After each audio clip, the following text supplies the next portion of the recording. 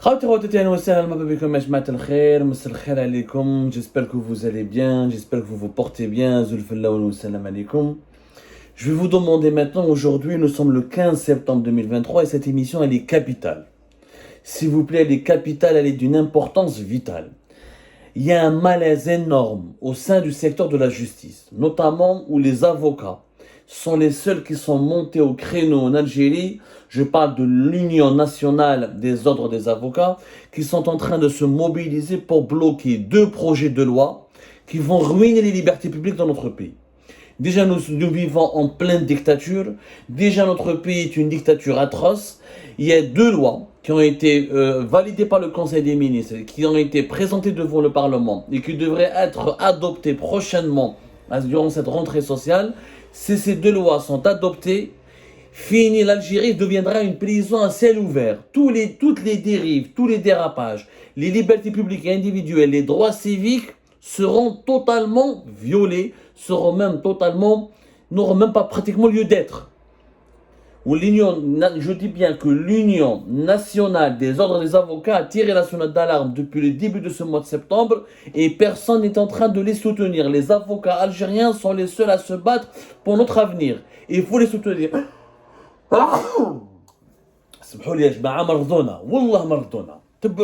De quoi il s'agit?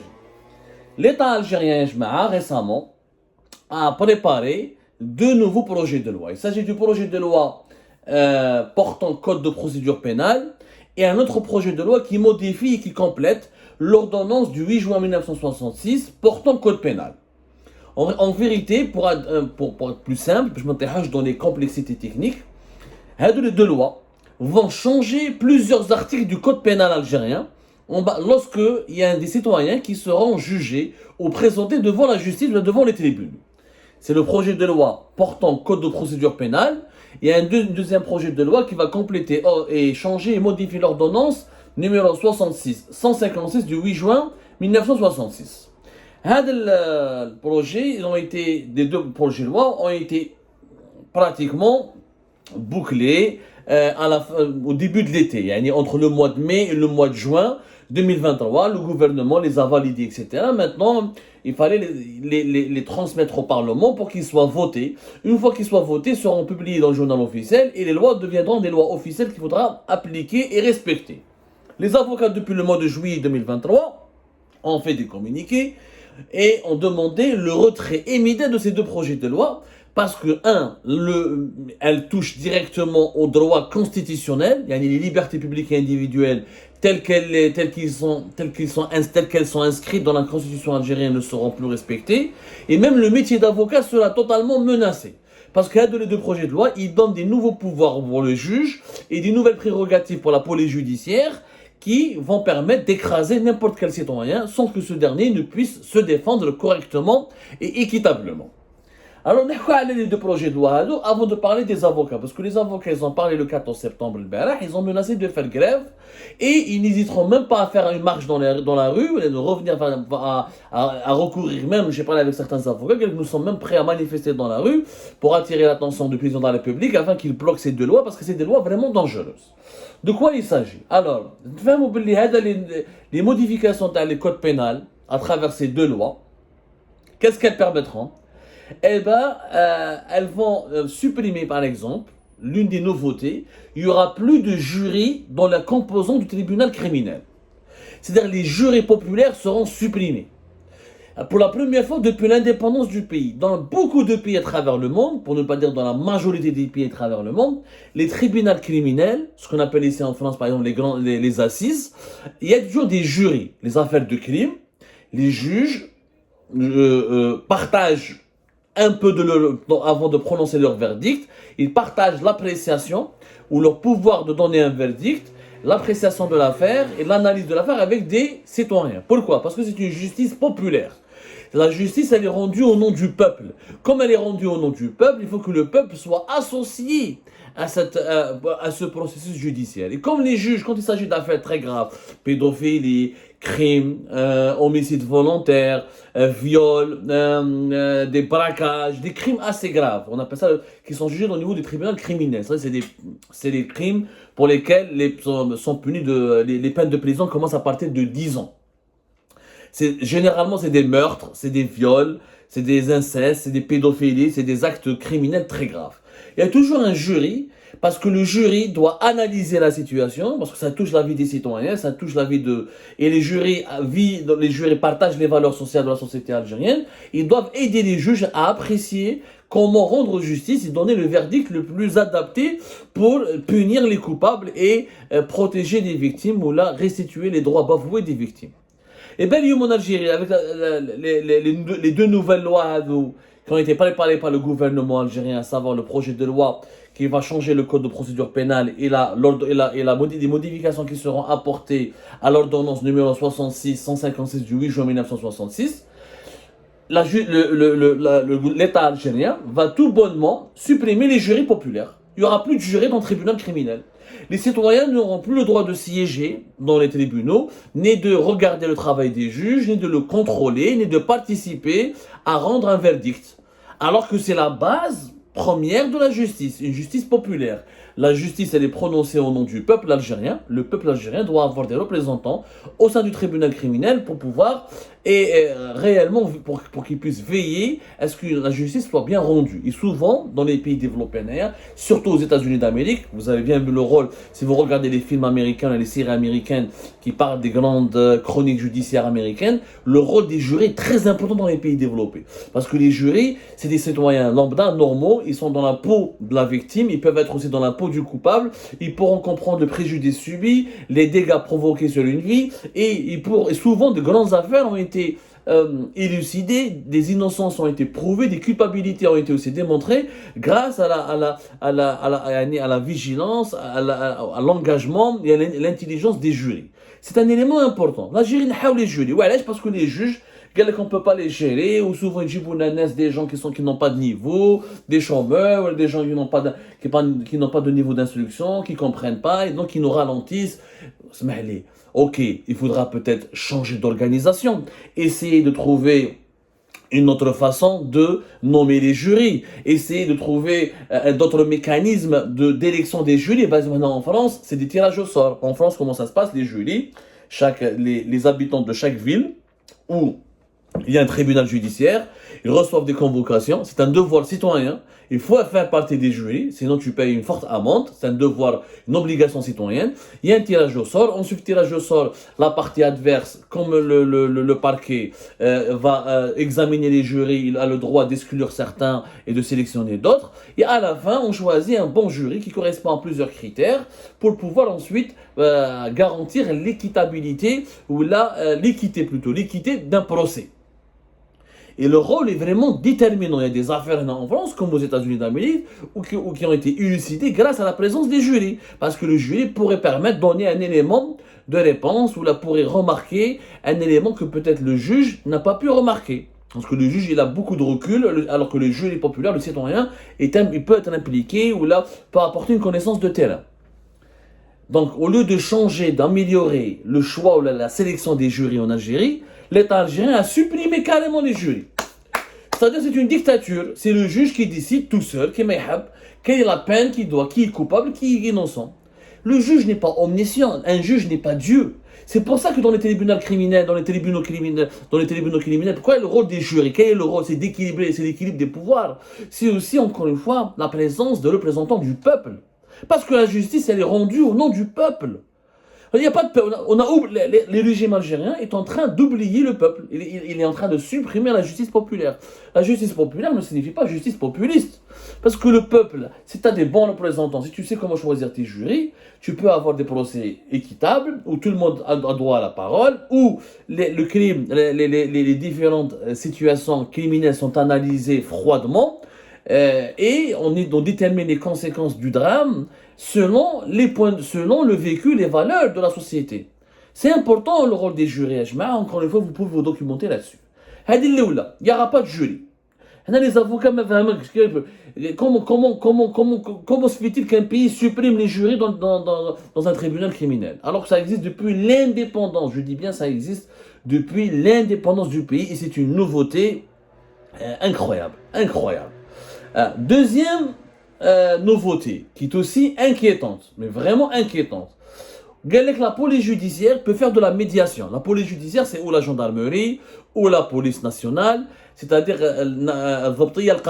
c'est-à-dire ce sont les services de sécurité qui sont habilités à enquêter, ça peut des fois être les services secrets, à enquêter sur une affaire, lorsqu'il y a une plainte, ou lorsqu'il y a un crime avéré, ils font une enquête, ils présentent le dossier de l'enquête au juge, et le juge va démarrer son instruction sur la base de l'enquête menée par la police judiciaire. En Algérie, les deux nouvelles lois qui vont être changées pour le code de procédure pénale, on va offrir la possibilité ou le privilège à ce que la police judiciaire recourt à une médiation.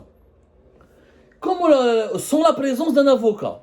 Il y a la police judiciaire, quand il y a un problème, ou un crime, ou une situation dangereuse, ou un délit, la police judiciaire peut faire la médiation entre la victime et le coupable et proposer une solution. Ce n'est pas le rôle de la police judiciaire de proposer une médiation, ça c'est le rôle de la justice. Et cette médiation, apparemment, d'après les modifications qui seront apportées au code de procédure pénale en Algérie, elle va se faire sans la présence d'un avocat.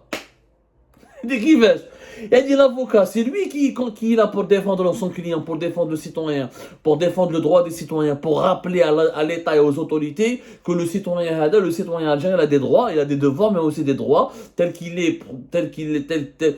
le dit la constitution algérienne, des droits qui sont consignés dans le code pénal, dans la loi algérienne, dans la constitution algérienne. Donc, la médiation. Les services de sécurité maintenant vont faire de la médiation et vont même eux-mêmes proposer des solutions judiciaires à la place des avocats et des juges. C'est tout simplement extrêmement grave, extrêmement inédit et ça donne un pouvoir supplémentaire aux services de sécurité.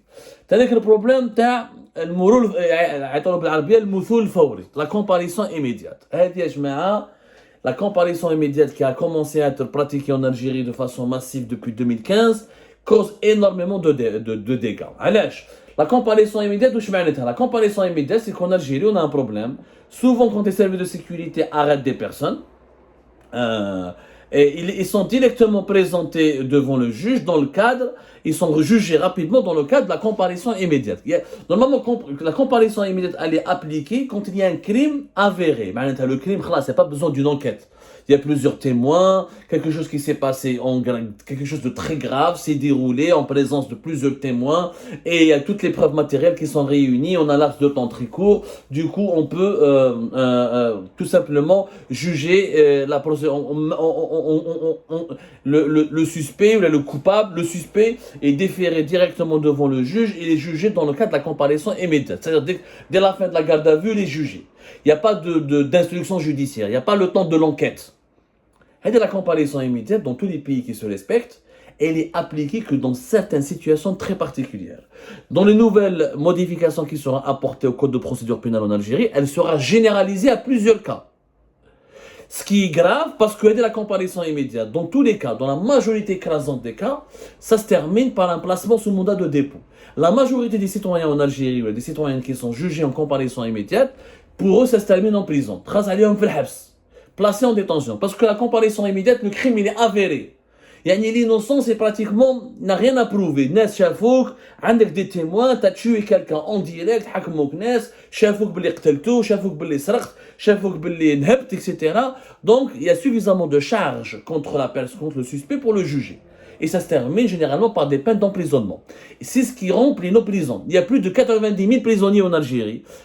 Dans certaines prisons qui c'est des prisons de transit, 60 à 70% des prisonniers sont tous des personnes placées en détention où la juge dans le cadre de la comparaison immédiate. Il n'y a pas eu d'enquête. Et ça, les avocats le disent, et tout le monde le dit, tous les experts des affaires judiciaires, les avocats, les juristes, ne cessent de se dire, c'est très grave, il faut absolument limiter le recours à la comparaison immédiate, ou là, comment dirais-je, ou là, au moins de la contrôler ou de l'encadrer.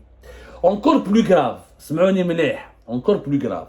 Il y a un nouvel article de loi qui est dans les modifications qui seront apportées au code de procédure pénale et qui devront être votées. Les avocats, par exemple, il y a des juges dorénavant, dans certaines affaires, le juge, dans beaucoup d'affaires judiciaires, enfin, ils vont donner la prérogative, ils vont donner un pouvoir au juge pour ne pas transmettre à l'avocat le dossier judiciaire de l'accusé. Quand quelqu'un, par exemple, on parle on appelle ça le dossier d'accusation. Voilà. Quand un citoyen est accusé, ou il est en prison, ou il est sous contrôle judiciaire, il y a un dossier judiciaire, il y a un dossier d'accusation qui fait l'objet d'une instruction judiciaire. Les avocats ont le droit de retirer le dossier judiciaire pour pouvoir défendre leur client. Eh bien, les avocats n'ont plus l'obligation en Algérie de mettre à la disposition des avocats de la défense le dossier, les documents qui relèvent du dossier judiciaire de l'accusé. Il n'y a plus d'obligation. C'est-à-dire qu'auparavant, les juges étaient obligés de communiquer aux avocats tous les documents relatifs au dossier d'accusation de leur client. Aujourd'hui, ils n'ont plus cette obligation. Le juge redoit, mais il y a dossier.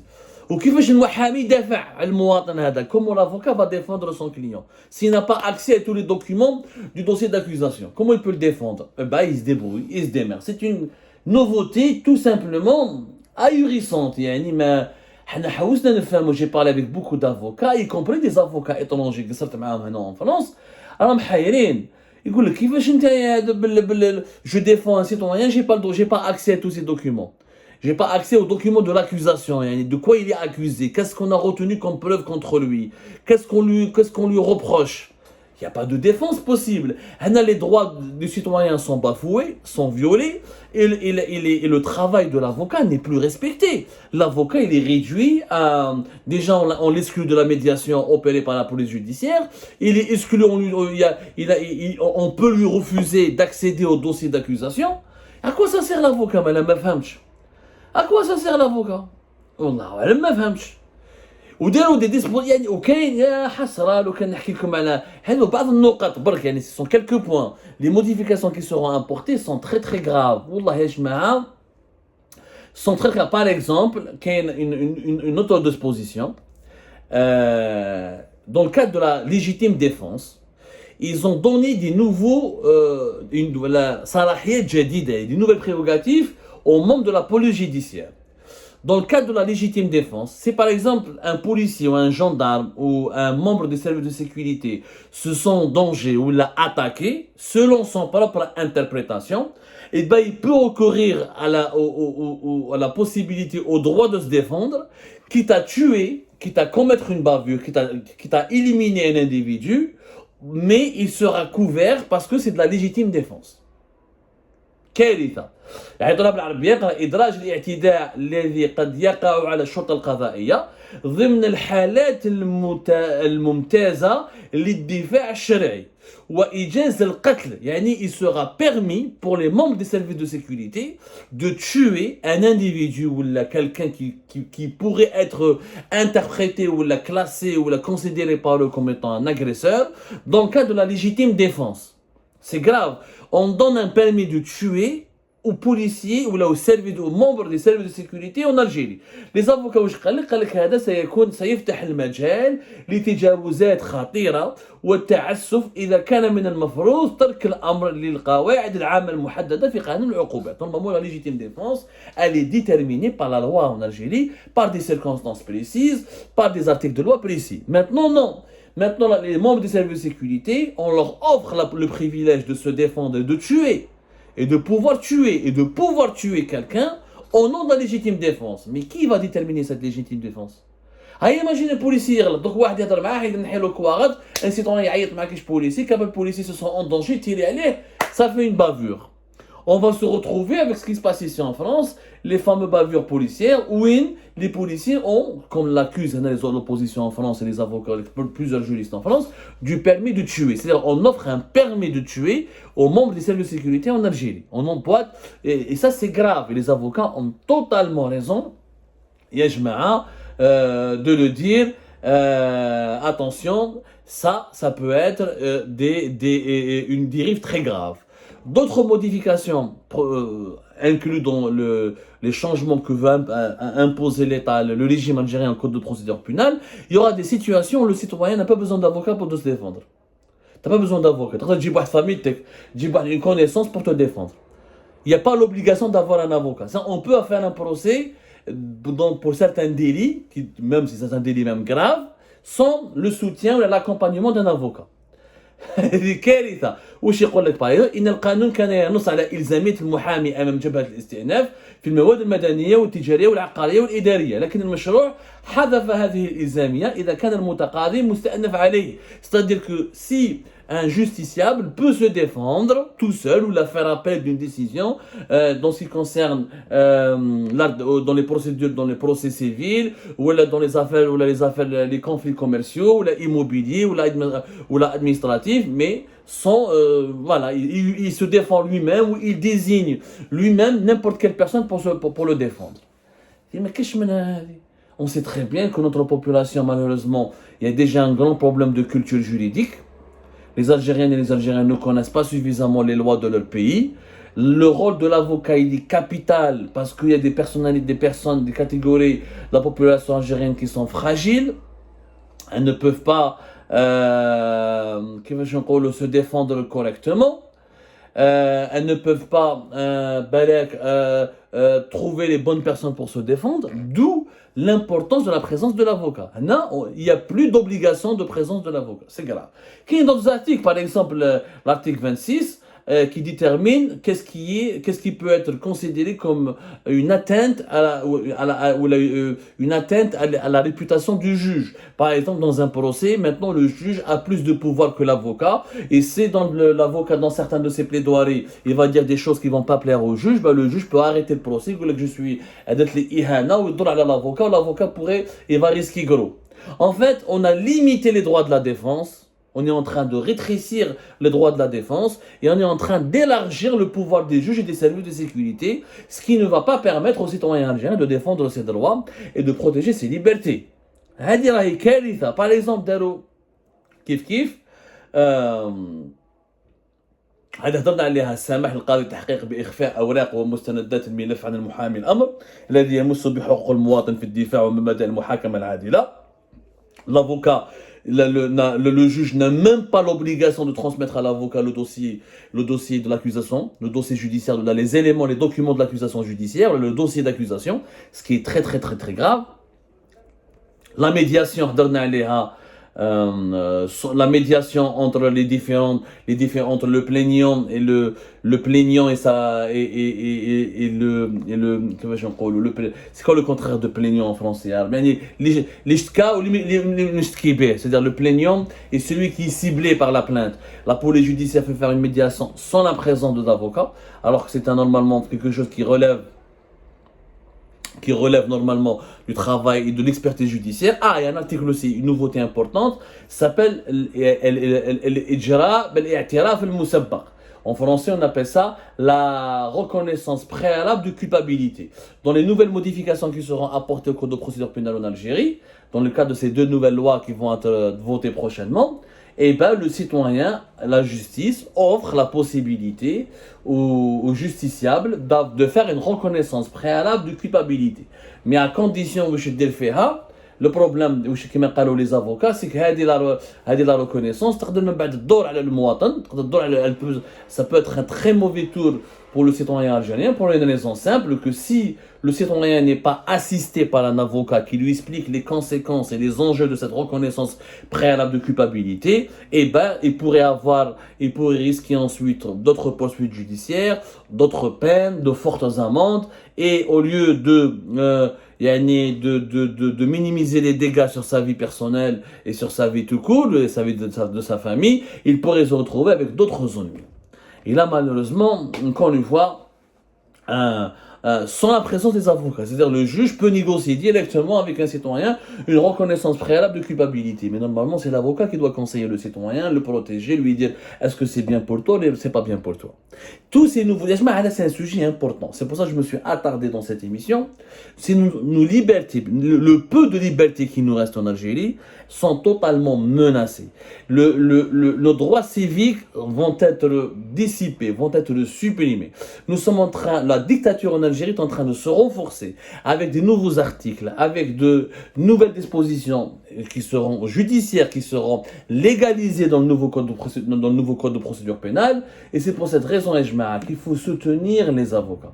Les avocats ont décidé hier, le 14 septembre dernier, de recourir à une grève et de demander encore une fois à ce que ces deux lois en préparation soient retirées et à ce que leur amendement soit décidé en concertation avec les avocats. Il y aura une réunion prochaine avant même la fin du mois de septembre pour décider des mesures de contestation que les avocats pourront opérer pour bloquer ces deux lois. Je rappelle que les avocats avaient déjà, à travers l'Union nationale des ordres des avocats, ont déjà opéré des grèves ou l'a fait des grèves, comme c'était par exemple le cas le 18 avril 2022, quand ils ont boycotté les audiences des tribunaux de première instance, ainsi que les procès en appel en matière criminelle et des affaires de mineurs au niveau national. Il est possible que les avocats déclenchent une nouvelle grève, voire même recours à la manifestation dans la rue pour bloquer ces deux projets de loi totalement liberticides, qui rendront leur métier tout simplement insignifiant et qui vont enterrer encore plus